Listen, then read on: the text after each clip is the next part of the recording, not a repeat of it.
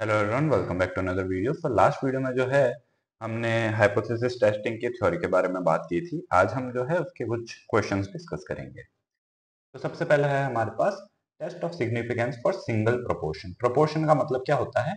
Ratio, P is to Q ratio, जहाँ पर P हमारा सक्सेस का रेशियो है, क्यू जो है फेलियर है। ठीक है। तो हमने कहा if x is number of successes in an independent trials with constant probability P of success for each trial. मतलब एक ट्रायल है, उसके सक्सेस होने की प्रोबेबिलिटी आपको क्या गिवन है? पी गिवन है। ठीक है। देन अगर पी सक्सेस की प्रोबेबिलिटी है तो फेलियर की प्रोबेबिलिटी क्या हो जाएगी? क्यू हो जाएगी 1 - पी। ठीक है। कैपिटल क्यू से हमने यहाँ पर इसे डिनोट किया है। Then expected number of success क्या हो जाएंगे? ठीक है, एक्सपेक्टेड नंबर ऑफ सक्सेस हो जाएंगे n इंटू पी। कैसे? देखिए, टोटल प्रोबेबिलिटी क्या होती है? टोटल सक्सेस जितने एक्सपेक्टेड सक्सेस हैं अपॉन जो total number of success n है। सो np क्या हो गया? Expected number of success. Alright. And similarly जो एक्सपेक्टेड फेलियर हैं वो nq हो जाएंगे, बट वो उसे हमें फाइंड आउट करने की जरूरत नहीं है। तो यहाँ पर हमारे पास एक्सपेक्टेड सक्सेस हो गए np, एंड वेरिएंस क्या हो जाएगी? npq, जहां पर q क्या है? 1 - p है। ऑलराइट। जैसा कि बाइनोमियल डिस्ट्रीब्यूशन होता है उसमें भी हमारा सेम यही चीज होती है। ठीक है। पी प्रोबेबिलिटी ऑफ सक्सेस होती है, क्यू प्रोबेबिलिटी ऑफ फेलियर होती है, मीन एनपी होता है, एंड वेरिएंस जो है एनपी क्यू होती है। ऑलराइट। एंड बाइनोमियल में भी यही होता है कि एन इंडिपेंडेंट ट्रायल्स है, उसमें से कितने सक्सेस हो रहे हैं। ठीक है। 8 सक्सेस हो रहे हैं तो उसका मीन एंड जो है वेरिएंस ऐसे निकलता है। और लार्ज एन, अगर एन बहुत लार्ज है तो एक्स क्या होगा? नॉर्मल डिस्ट्रीब्यूशन बन जाएगा जिसका मीन एनपी होगा एंड सिग्मा स्क्वायर यानी कि जो वेरिएंस है वो एनपीक्यू होगा। ठीक है। Population mean and population variance. तो इससे अगर हम जो जेड स्टैटिस्टिक बनाएंगे वो क्या बनेगी? X minus E X upon root V X, यानी X minus NP upon root NPQ. वो किसके डिस्ट्रीब्यूशन को फॉलो करेगी? स्टैंडर्ड नॉर्मल डिस्ट्रीब्यूशन को। ठीक है। तो इस तरीके से हम कन्वर्ट करके फिर जो है नॉर्मल टेस्ट लगा सकते हैं। तो देखते हैं इसका एग्जांपल। तो हमने कहा in a sample In a sample of 1,000 people, 540 are rice eaters and rest are wheat eaters. Can we assume both rice and wheat eaters are equally popular at 1% level of significance? तो देखिए, यहाँ पर अब हमें check करना है कि दोनों की जो पॉपुलेशन है वो ऑलमोस्ट इक्वल है। ठीक है। इन अ सैंपल, हमने सैंपल सिर्फ 1,000 लोगों का लिया है, पॉपुलेशन जो है ज्यादा बड़ी हो सकती है। ठीक है। तो given n is equal to 1,000, ये क्या है? सैंपल की साइज है। हम हो सकता है पूरे कंट्री की बात कर रहे हैं या पूरे स्टेट की बात कर रहे हैं या पूरे सिटी की। तो x क्या है? नंबर ऑफ राइस ईटर है, जो कि हमने 540 माना। 540 गिवन है हमें। देन p क्या है? Sample proportion of rice eater. Rice eater का प्रोपोर्शन कितना है? x बाय n, यानी कि 540 बाय 1000, 0.54। ठीक है। तो प्रोबेबिलिटी कितनी हो गई? कि 0.54 है। Then let p be proportion when both are equal. तो ये अब यहां से हमारा हाइपोथेसिस बनना चालू होगा। ठीक है। तो p क्या हो गया? 0.5, and thus q is equal to 1 - p, क्योंकि गिवन क्या है? Equally popular. इक्वली पॉपुलर मतलब आधे ऐसे होंगे, आधे राइस ईटर होंगे, आधे व्हीट ईटर। ठीक है। आधे चावल खाते हैं, आधे गेहूं खाते हैं। सो p क्या हो गया? 0.5 हो गया, अगर इक्वल है तो नल हाइपोथेसिस क्या कह रहा है? हमें क्या अज्यूम कर सकते हैं कि इक्वल है? गिवन तो 0.54 है, लेकिन अगर कोई आप दूसरा सैंपल निकालेंगे तो वो हो सकता है 0.52 आए, कोई तीसरा सैंपल निकालें तो 0.53 आए। तो यही हमें चेक करना है कि क्या ये ऑलमोस्ट प्रोबेबली इक्वल टू 0.5 है, अप्रोक्सीमेटली इक्वल टू 0.5 अज्यूम कर सकते हैं कि नहीं कर सकते। बस वही चेक करें। तो हाइपोथेसिस क्या हो गया? हमारा हाइपोथेसिस हो गया p is equal to 0.5। Population जो पैरामीटर आप निकालेंगे वो 0.5 है, both are equally popular. Alternative हो गया नॉट इक्वल टू 0.5, ज्यादा भी हो सकता है, कम भी हो सकता है, इसलिए टू टेल टेस्ट लगेगा। तो टेस्ट स्टैटिस्टिक यानी कि जो वैल्यू है वो कैलकुलेट करेंगे। तो अंडर एच नॉट जेड क्या हुआ? तो p minus capital P upon root P Q by N. अब देखिए, फॉर्मूला तो हमारे पास np upon root NP Q था। तो यहां पर हमने क्या किया है? अगर हम n से डिवाइड कर दें पूरी टर्म्स को तो क्या बनेगा? x by N minus capital P upon root, अब n से डिवाइड कर रहे हैं तो अंदर क्या जाएगा? n स्क्वायर जाएगा। तो N P Q divide by N square, तो n की एक पावर कट हो जाएगी। तो देखिए हमारे पास यहां पर क्या बचेगा? यहां पर हमारे पास बचेगा P Q by N, right. तो हम लिख सकते हैं इसे root P Q by N. तो यही फॉर्मूला हमने यहाँ पर यूज किया है, ठीक है। एक दूसरा तरीका क्या हो सकता था कि हम जो है 0.5 ना लेकर के, प्रोपोर्शन 0.5 ना लेकर के हम अज्यूम कर लेते कि जब हाइपोथेसिस ये हो जाता कि पी जो है वो 500 हो जाता है, एक्सपेक्टेड वैल्यू ई एक्स जो है हम 500 ले लेते, ठीक है। तो 540 माइनस 500 अपॉन एनपीक्यू लगा देते, तब भी एक ही बात होती। बट यहाँ पर हमने क्या किया है, यहाँ पर हमने जो है एन से डिवाइड करके रेशियो के फॉर्म में लिया है 0.5 और 0.5 के फॉर्म में। तो दोनों ही फॉर्मूलाज इक्विवेलेंट है, कोई डिफरेंस नहीं है दोनों में। तो 0.54 माइनस 0.50 अपॉन पी क्यू क्या है, पी है 0.5, क्यू है 0.5 अपॉन 1000, ठीक है। ये जो है पी एंड क्यू हमने जो हमारा अजम्पशन है, हाइपोथेसिस है, वो वाले लिए हैं। तो ये हमें क्या मिला 2.532 जो हमने कैलकुलेट किया। अब जो है हम प्रोबेबिलिटी टेबल से वैल्यू से कंपेयर करेंगे। तो एट 1% लेवल ऑफ सिग्निफिकेंस, क्योंकि क्वेश्चन ने कहा है 1% लेवल ऑफ सिग्निफिकेंस, तो देखिए 1% लेवल ऑफ सिग्निफिकेंस के पास हमारे पास टू टेल टेस्ट में 2.58 थी सिग्निफिकेंट वैल्यू। तो z अल्फा क्या है, सिग्निफिकेंट वैल्यू 2.58। तो ऑब्वियसली देखिए 2.53 टू 2.58 के छोटी है। तो यानी कि ये जो डिफरेंस है ना, ये सिग्निफिकेंट नहीं है, it is not significant. Hence, null hypothesis is accepted and we can conclude that rice and wheat eaters are equally popular. तो यानी कि 0.54 ये थोड़ा सा फ्लक्चुएशन चलेगा आपको, ये हो सकता है आपने सैम्पलिंग की है उसके फ्लक्चुएशंस के कारण आया है, बाकी ऑलमोस्ट अप्रोक्सीमेटली इक्वल है, ऑलराइट। तो ये स्टैटिस्टिक्स के अंदर हमारा स्टैंडर्ड तरीका होता है किसी चीज को अप्रोक्सीमेटली इक्वल बोलने का। हम डायरेक्टली नहीं, ऐसे नहीं बोलते कि अप्रोक्सीमेटली इक्वल है लगभग। हमने पहले कैलकुलेट किया कि हाँ ये सिग्निफिकेंस लेवल के से कम है, ज्यादा है, फिर हमने कहा हाँ लगभग इक्वल है, ऑलराइट। फिर हमारे पास एक जो है डेरिवेशन है कि standard error of sample mean, कि वेरिएंस ऑफ सैंपल मीन जो होती है वो सिग्मा स्क्वायर बाय एन होती है, where sigma is population standard deviation and N is size of random sample, ठीक है। हमने ऊपर कहा भी था कि स्टैंडर्ड एरर ऑफ मीन वो क्या होता है, सिग्मा स्क्वायर जो होता है वो सिग्मा बाय रूट एन होता है, ठीक है। क्योंकि देखिए स्टैंडर्ड एरर क्या होता है, स्टैंडर्ड डिविएशन है, स्टैंडर्ड डिविएशन क्या होता है, root of variance. Root of variance क्या हो गया, सिग्मा बाय रूट एन, ठीक है।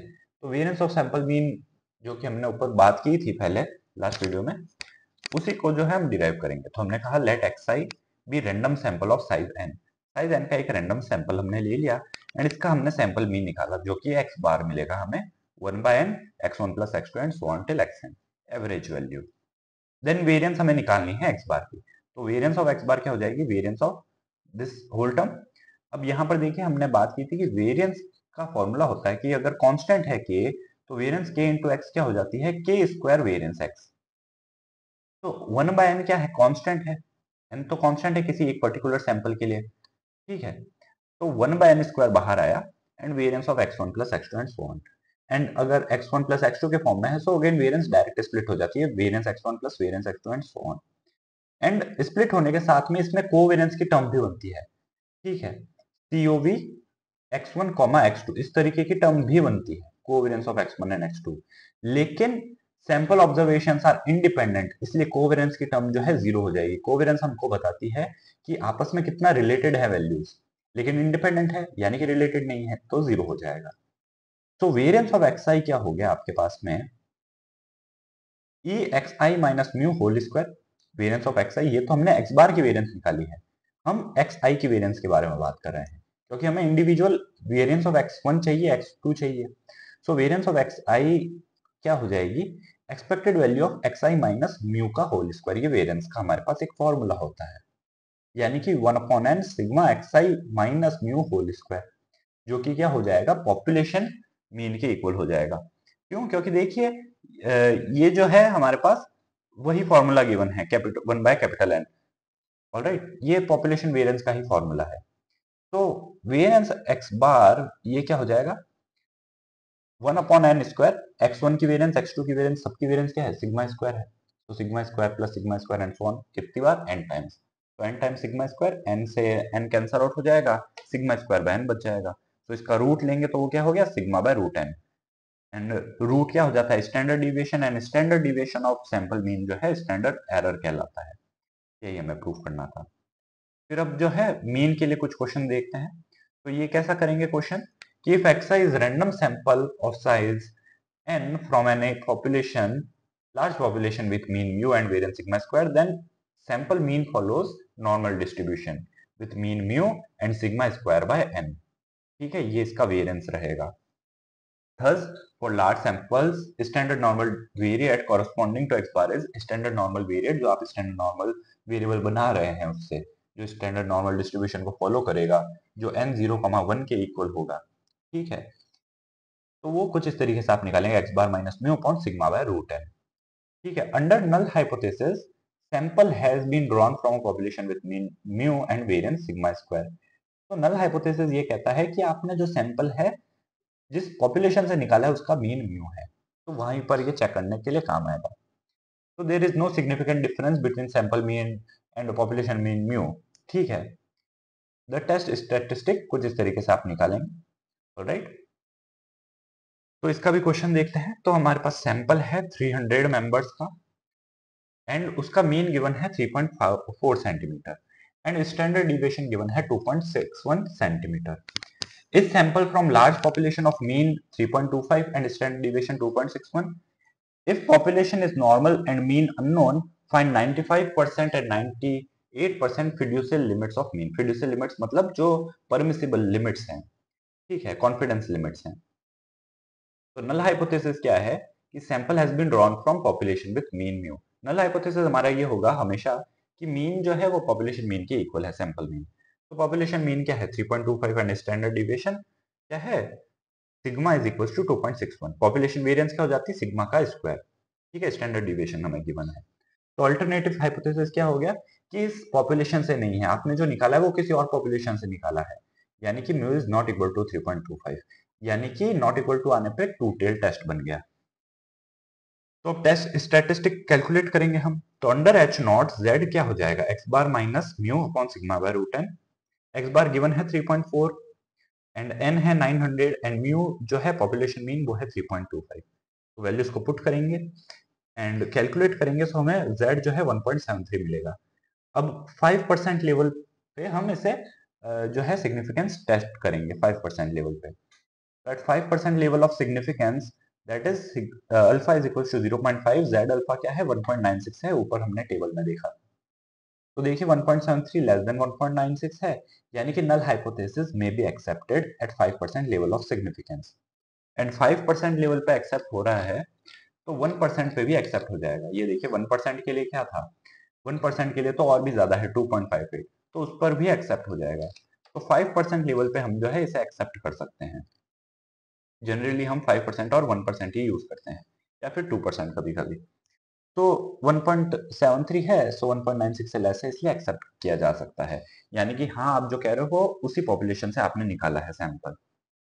फिर फिड्यूशियल लिमिट्स यानी कॉन्फिडेंस लिमिट कैलकुलेट करनी है। कॉन्फिडेंस लिमिट का मतलब क्या होता है, आपने लिमिट दे दी कि हाँ अगर इस लिमिट के बीच में आपका सैंपल मीन निकल रहा है तो वो उसी पॉपुलेशन से है, एंड अगर इस लिमिट के बाहर है तो वो उस पॉपुलेशन से नहीं है। तो फिड्यूशियल लिमिट कैसे कैलकुलेट करेंगे, तो हमने कहा कि कॉन्फिडेंस लिमिट या fiducial limits are given by x bar plus minus z alpha sigma by root n. ठीक है, कैसे, देखिए हमारे पास जो फॉर्मूला था वो क्या था, फॉर्मूला कुछ इस तरीके से था हमारे पास। तो अब देखिए इसमें हमें क्या मिलेगा z into sigma by z alpha. ठीक है, z alpha into sigma by root n is equals to x bar minus mu. ठीक है, कुछ इस तरीके से मिलेगा। तो बस वही जो है हमने यहाँ पर लिया है। ठीक है, प्लस माइनस का साइन हमने इसलिए लिया है क्योंकि हो सकता है इससे ज्यादा भी हो सकता है, इससे कम भी हो सकता है। ठीक है, तो कुल मिला के हमें जो है म्यू की एक्सपेक्टेड वैल्यू मिलेगी।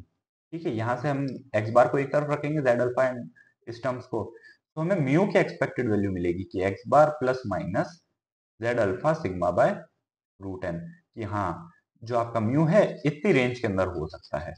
ऑलराइट, तो देखिए हमारे पास 95% के लिए कैलकुलेट करना है, तो अगेन जो अल्फा एंड जेड अल्फा की वैल्यू है टेबल से उनका हम यूज करेंगे। तो एक्स बार की लिमिट्स क्या मिलेंगी, X bar plus minus 1.96 sigma by root N. X bar यानी सैंपल मीन गिवन है 3.40 प्लस माइनस 1.96 2.61 बाय रूट 900, जो भी वैल्यूज हैं वो हमने यहाँ पर पुट कर दी है। तो ये इसकी हमें सैंपल की फिड्यूशियल लिमिट्स मिली है कि हाँ इस रेंज के अंदर हो सकता है 3.5705 एंड 3.2295, इस रेंज के अंदर है तो आपका उसी सैंपल से है, उसी पॉपुलेशन से है। फिर 98% फिड्यूशियल लिमिट्स हो गई। तो 98% के लिए अगेन जो जेड अल्फा की वैल्यू 98% के लिए कैलकुलेटेड है टेबल से, उन्हीं को हमें पुट करना है एंड 3.40 प्लस माइनस 0.2027 हम कर देंगे तो हमें जो है 98% लिमिट्स की वैल्यू मिल जाएगी। ऑलराइट, तो ये हमारी लिमिट्स हो गई मीन की। Now students t distribution. Students t distribution जो है हमारा वन साइडेड टेस्ट के लिए यूज आता है। तो कैसे, एंड ये जो है स्मॉल सैंपल के लिए यूज आता है। तो late xi is equals to I equal to 1 to n and so on be random sample of size n from normal population with mean mu and variance sigma square। तो उसका students t distribution जो है वो कुछ इस फॉर्मूले से define होता है x bar minus mu upon root s square by n minus one, जो कि है टी एन माइनस वन के इक्वल होता है, जहां पे एस क्या है, सैंपल वेरिएंस है। अब देखिए नॉर्मल में और इसमें बहुत एक मेजर डिफरेंस है कि यहाँ पर हम एस स्क्वायर यूज कर रहे हैं जो कि सैंपल वेरिएंस है, नॉर्मल में हमने पॉपुलेशन वेरिएंस यूज की थी। राइट, तो यही डिफरेंस है दोनों के फॉर्मूलाज में। तो it follows student's t distribution with nu is equals to n minus one degrees of freedom, n minus one degrees of freedom वाला टी डिस्ट्रीब्यूशन इसे कहा जाता है। एंड इसका पीडीएफ जो है एफ टी वो कुछ इस तरीके से होता है 1 upon root nu beta 1/2 nu by 2, right, into 1 upon 1 plus t square by nu या फिर v whole power nu by nu plus 1/2। Alright, तो ये जो है स्टूडेंट्स टी डिस्ट्रीब्यूशन होता है। एंड यहाँ पर ये सॉरी v है, न्यू यहाँ पर रूट न्यू अलग से है एंड ये हमारे पास v है। ऑलराइट, तो ये पीडीएफ आपको याद करने की जरूरत नहीं है, जस्ट फॉर इन्फॉर्मेशन है। मेन है हमारे पास टी स्टैटिस्टिक का फॉर्मूला जो कि इस तरीके से कैलकुलेट की जाएगी एंड टेबल से अगेन कंपेयर की जाएगी। तो मीन वीकली सेल्स हमारे पास एक एग्जांपल है कि the mean weekly sales of soap bars is departmental so bars in departmental stores was 146.3 bars per store. After an advertising campaign, the mean weekly sales in 22 stores for a typical week increased to 153.7 and showed standard deviation of 17.2. Was advertising campaign successful? तो यहाँ पर हमें कहा गया है कि आपके पास में कोई एक साबुन की ब्रांड है जो कि उसके रिटेल स्टोर्स में उसका जो सेल्स थी पर वीक, वीकली सेल्स यानी पर वीक सेल्स वो 146.3 बार्स पर स्टोर थी।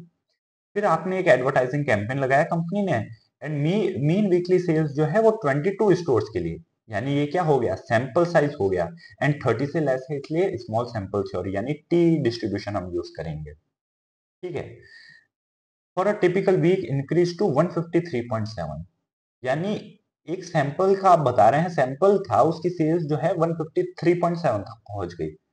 तो यानी कि मान लीजिए उस कंपनी के 1000 स्टोर थे, उसने कैंपेन लगाया एंड अब उसको चेक करना है कि उसका कैंपेन सक्सेसफुल रहा कि नहीं रहा। अगर सक्सेसफुल रहा तो उसको कंटिन्यू करना चाहिए या फिर उसको कुछ चेंज करने चाहिए अगर सक्सेसफुल नहीं रहा तो हर 1000 स्टोर्स के ऊपर उसको चेक करना आसान नहीं। तो इसलिए हमने कहा हम 22 स्टोर्स के ऊपर चेक करेंगे। तो 22 स्टोर्स पे इन्होंने चेक किया है। ऑलराइट, नाउ इन्होंने देखा कि 22 स्टोर्स के ऊपर मीन जो सेल्स थी वो 153 हो गई एंड स्टैंडर्ड डिविएशन 17.2 था। तो ये आपको जो है इंफॉर्मेशन दे दी गई है टी को कैलकुलेट करने के लिए।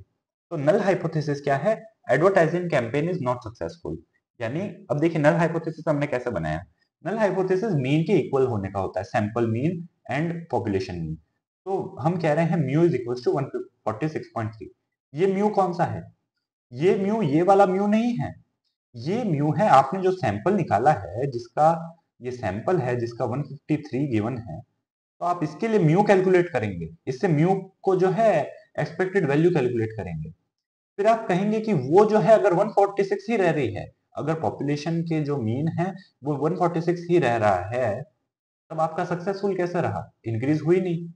लेकिन अगर म्यू ग्रेटर देन 146.3 हो गया तब आप कहेंगे कि हाँ सक्सेसफुल रहा। तो ये सिंगल टेल टेस्ट का एग्जांपल हो गया। आप ये थोड़ी ना कहेंगे म्यू लेस देन 146.3 रहा।